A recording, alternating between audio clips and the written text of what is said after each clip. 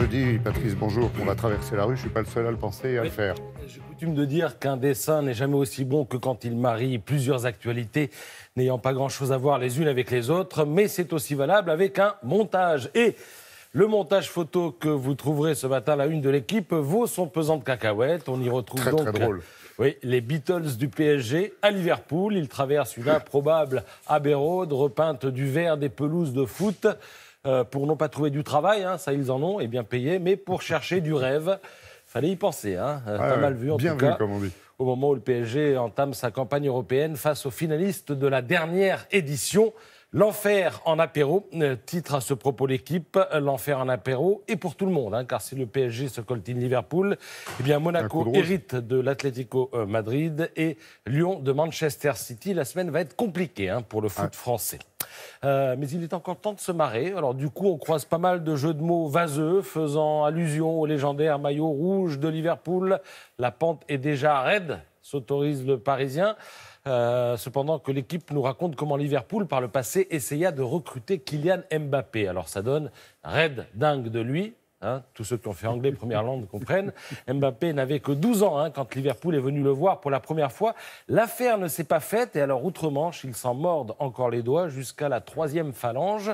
Le gamin à l'époque ne coûtait que 300 000 €. Aujourd'hui, on est dans les 200 millions d'euros. Le travail des enfants. Alors oui, il avait 12 ans.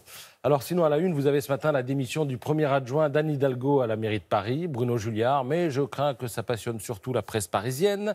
Vous avez aussi la suppression du numerus clausus pour les étudiants en médecine, on parle beaucoup de ça, mais ce n'est que l'un des aspects de l'ordonnance, alors au sens médical, pas politique, l'ordonnance du docteur Macron, qui projette aussi le regroupement des hôpitaux et la réorganisation de la médecine de ville, toutes choses pour lesquelles la ministre de la Santé mouille la chemise ce matin. Elle répond sur 2 pages aux questions des lecteurs du Parisien aujourd'hui. Mais je voudrais m'attarder sur la chronique de Renaud Girard dans le Figaro. Renaud Girard fait partie de ces journalistes qui peuvent se targuer d'avoir une carrière de terrain. La politique internationale, il connaît et il s'est souvent montré visionnaire. Et aujourd'hui, il revient sur cette alternative que nous propose le président de la République à l'orée de la campagne des européennes et dont nous parlions ici même hier. Progressisme ou nationalisme. Il considère que ce choix est une erreur car il n'aboutira qu'à jeter dans les bras des partis anti-européens des électeurs qui aiment l'Europe mais refusent une immigration de masse. Et c'est exactement ce qui fait le succès de Viktor Orban en Hongrie. Alors en France, on nous le dépeint à longueur de colonne comme le grand méchant loup qu'il est peut-être, mais écoutez ce qu'écrit Renaud Girard.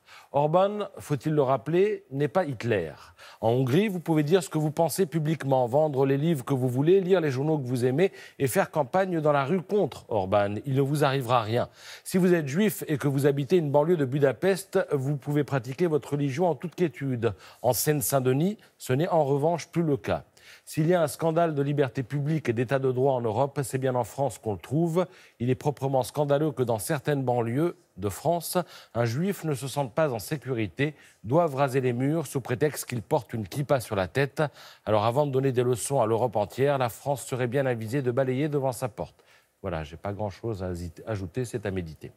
Merci beaucoup, nous méditerons, Patrice.